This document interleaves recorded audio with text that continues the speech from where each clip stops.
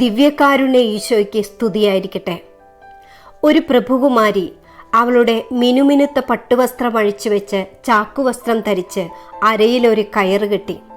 പുൽത്തൊട്ടി മുതൽ കാൽവരി വരെ ദരിദ്രനായിരുന്ന ക്രിസ്തുവിനെ പ്രതി പട്ടുമെത്തയിൽ ഉറങ്ങിയിരുന്ന അവൾ തറയിൽ കിടന്നുറങ്ങി. നഗ്നപാതയായി റോഡിലേക്കിറങ്ങി ഭിക്ഷയാചിച്ച് പരിപൂർണ ദാരിദ്ര്യ ജീവിതം നയിച്ച ആദ്യ സന്യാസിനിയാണവൾ, അസീസിയിലെ വിശുദ്ധ ക്ലാര. ഈ പുണ്യവതിയെക്കുറിച്ച് നമുക്ക് കൂടുതൽ അറിയാം. ഒരു കുലീന യോദ്ധാവായ ഫവേരിനോഷിഫോയുടെയും ഓർത്തോളാനയുടെയും 3 പെൺമക്കളാണ് ക്ലാര, ആഗ്നസ്, ബെയാട്രിസ്. 1194 ഇറ്റലിയിലെ അസീസിയിൽ ക്ലാര ജനിക്കുന്നതിനു മുൻപേ അവൾ ലോകത്തിൽ ദൈവത്തിൻ്റെ പ്രകാശമായിരിക്കുമെന്നൊരടയാളം അമ്മയ്ക്ക് ലഭിച്ചിരുന്നു. ചെറുപ്പത്തിൽ തന്നെ തീഷ്ണമായ പ്രാർത്ഥനയിലും ദിവ്യകാരുണ്യ ഭക്തിയിലും പാവങ്ങളോടുള്ള അനുകമ്പയിലും ക്ലാര മുൻപന്തിയിലായിരുന്നു. അവൾ കാണാൻ അഴകുള്ളവളായിരുന്നതുകൊണ്ട് തന്നെ 13 വയസ്സു മുതൽ വിവാഹാലോചനകൾ വരാൻ തുടങ്ങി. അക്കാലത്ത് എല്ലാ ചെറുപ്പക്കാരും തന്നെ ഡാൻസ് ബാറുകളിലും ക്ലബ്ബുകളിലും സമയം ചെലവഴിക്കുമ്പോൾ ഒരു പ്രഭുകുമാരൻ വഴിയോരങ്ങളിലും തെരുവുകളിലും നസ്രായനെക്കുറിച്ച് പഠിപ്പിക്കുന്നു.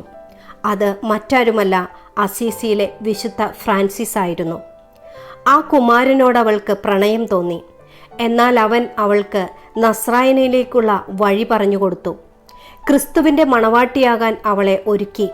അങ്ങനെ ഒരു ഓശാന ഞായറാഴ്ച രാത്രി ക്ലാര വീട്ടിൽ നിന്നും ഒളിച്ചോടി. മെഴുകുതിരി കത്തിച്ചു പിടിച്ച് ഫ്രാൻസിസും കൂട്ടരും വഴിയിൽ കാത്തുനിന്നിരുന്നു.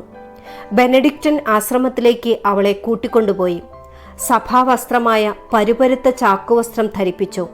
ഫ്രാൻസിസ് തന്നെ അവളുടെ മുടി മുറിച്ചു മാറ്റി. അധികം താമസിയാതെ സഹോദരി ആഗ്നസും മഠത്തിൽ ചേർന്നു. വീട്ടിൽ വലിയ വിപ്ലവമുണ്ടായി. ആർക്കും അവരെ ഫ്രാൻസിസ്കൻ വഴിയിൽ നിന്നും പിന്തിരിപ്പിക്കാൻ കഴിഞ്ഞില്ല.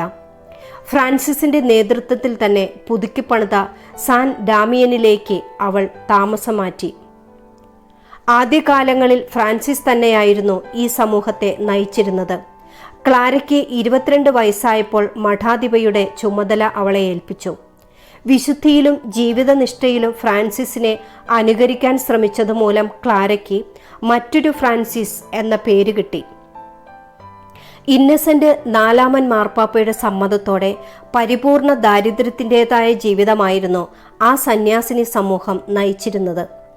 വർഷങ്ങൾക്ക് ശേഷം ഫ്രാൻസിസ്കൻ പാരമ്പര്യത്തിൽ സ്ത്രീകൾക്കായി പാവപ്പെട്ട സ്ത്രീകളുടെ സന്യാസിനി എന്ന സഭയ്ക്ക് രൂപം നൽകി.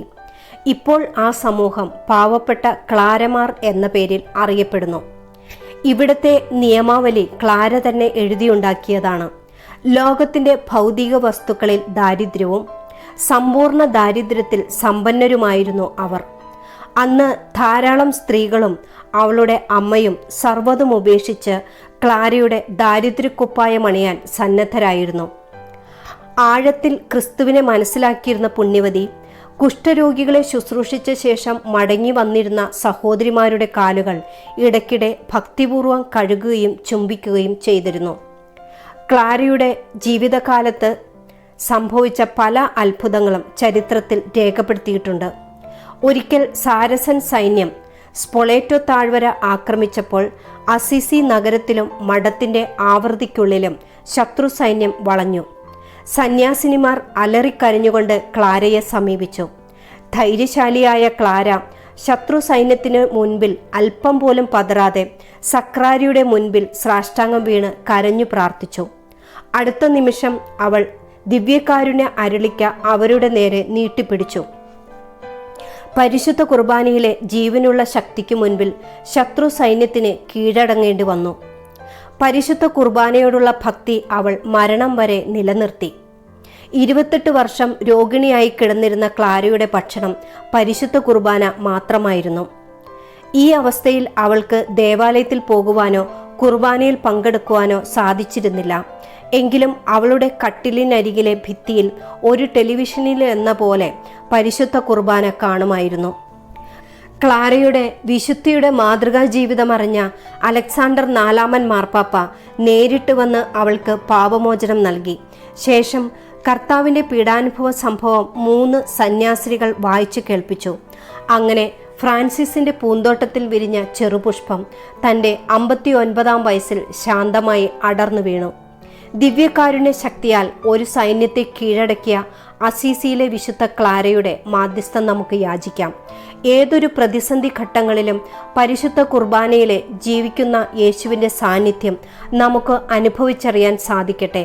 ദൈവം എല്ലാവരെയും സമൃദ്ധമായി അനുഗ്രഹിക്കട്ടെ. ആമേൻ. ഹല്ലേലൂയ.